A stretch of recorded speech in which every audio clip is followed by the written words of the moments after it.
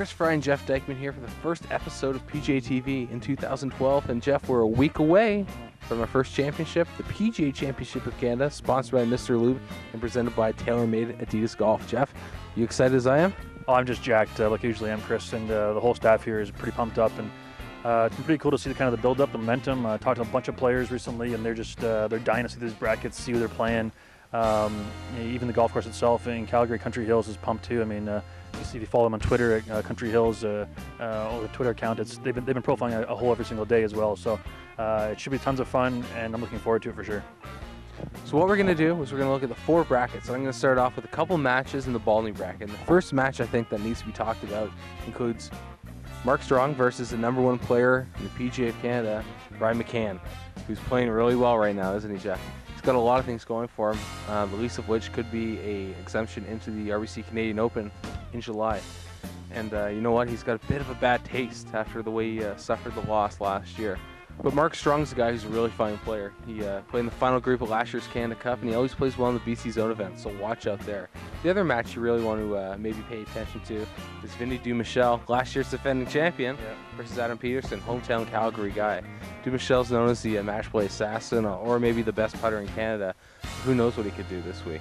Last year, Chris, I mean, Vincent put on the performance that was just, it was shocking. It was impressive. He was ranked, I think, 22nd or 23rd, and now he's number 7, I think, in the country. And you know, he's just one of those guys that, you know, when you see him, he's kind of a small guy and somewhat unassuming and pretty quiet, and all of a sudden he knocked off some of the biggest giants we have in the association. So match play, anything can happen, and Dumichel made some putts in the clutch that he had to make, and that's what you have to do in match play for sure. Now, Chris, in the Knudsen bracket, some great players. Actually, I found quite a bit that this year the brackets are quite balanced. I think last year there was a few that maybe would have been stronger than others, but this one is very balanced, and a key match in that bracket has got to be Danny King, Norm Jarvis. Danny King, number 2. You know, one of our top players for a long time in the association.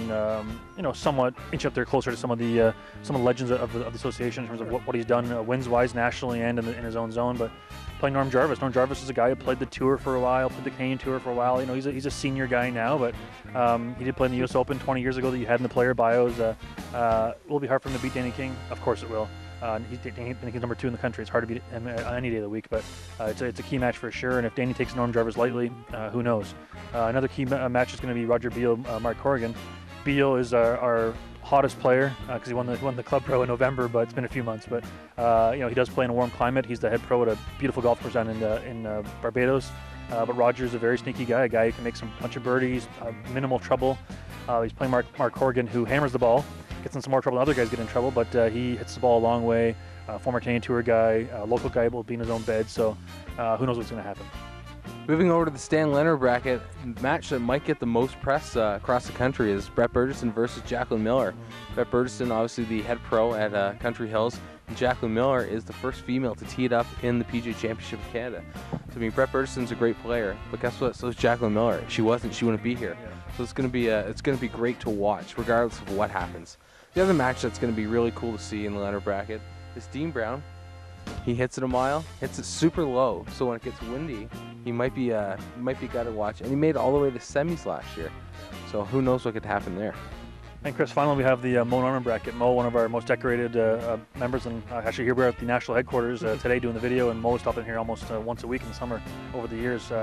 But a huge match there. Bryn Perry, Ross Mantell, both know each other quite well, both from BC. And Bryn Perry was a story last year for the wrong reason. He lost to Jeff Chambers in the opening match, and you know, the big buzz there was the ranking just came out, and he was number 1, so it was a big deal. And now he's number 3, and he wants to be number 1. And this guy's having a hot year in BC. He's won a bunch of events already. He's finished 1 or 2 a few times as well. So Bryn's going to be back with a vengeance. I think watch out for him. You don't want to play him.